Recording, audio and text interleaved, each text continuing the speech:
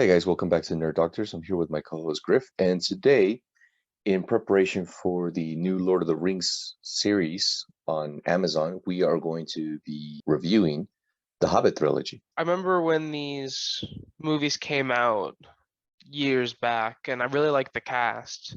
I remember thinking that they're gonna have to change these movies drastically to fit from the book just because of how uncinematic the book was. It's like this is less than 300 pages, and two-thirds of it is just them walking.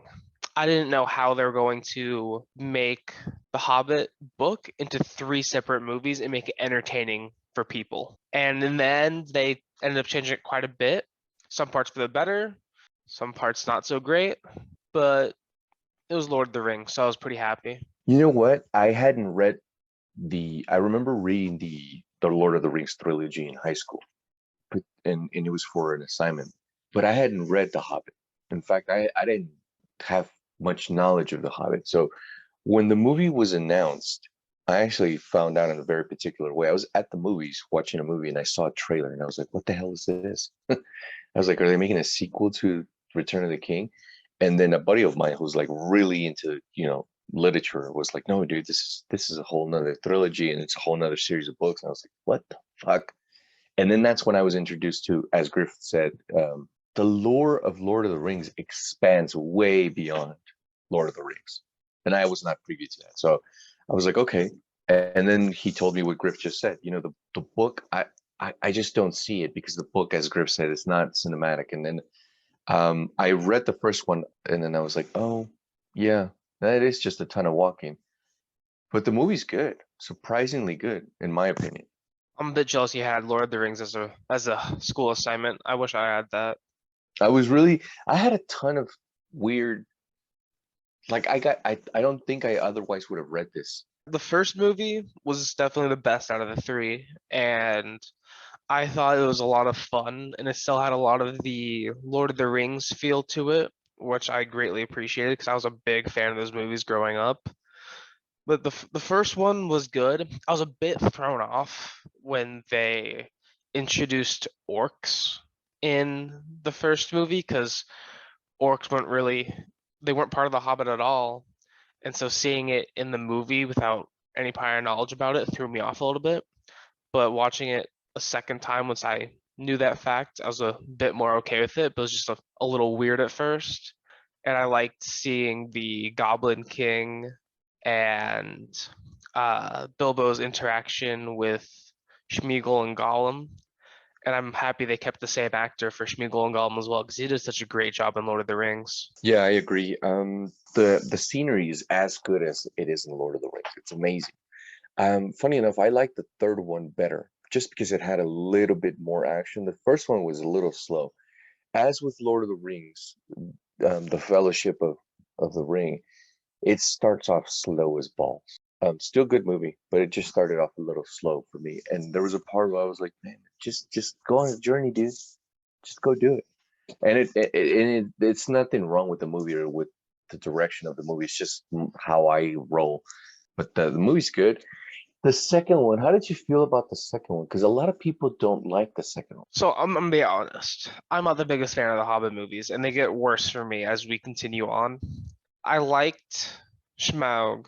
I thought that was very cool, and I liked the video out there of Benedict Cumberbatch doing the motion capture. I think that video is hilarious. But I thought it was a good movie, not really great, but good.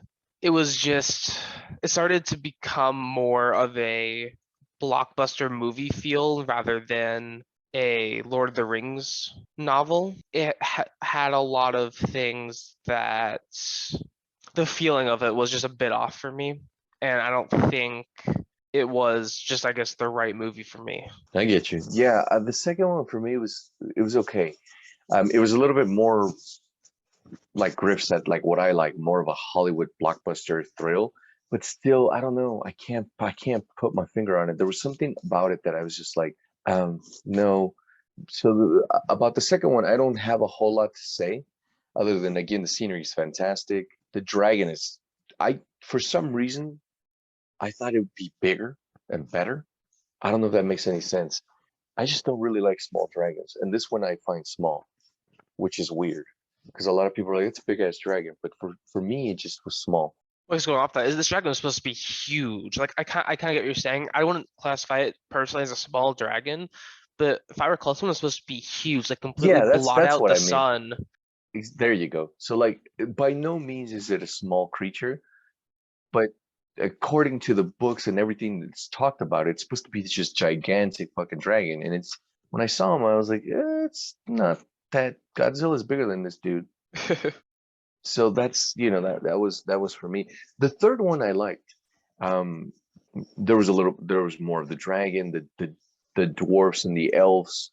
The elf king was kind of a no, he wasn't kind of a dick. He was a complete dick. He was. I mean, that's in true elvish nature. There you go.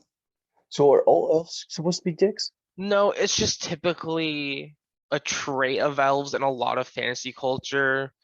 It is more of like the arrogance and most of the times they think that they're better than the mortals below them.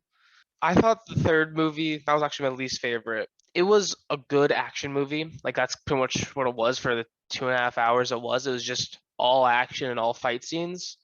And the fight scenes were good. Don't get me wrong. It's just after watching it for 2.5 hours, you're more watching the clock than you are the movie and just wanting it to get over with. Yeah, I agree. I did watch the third one with my wife, and I remember her saying, "I just want this movie to be over. I don't like it." And I did enjoy the first, I mean, the third one. Not a lot, not like saying, "Oh God, I can't wait." Like, even now, like when I went back and rewatched them, I was like, this one drags a bit.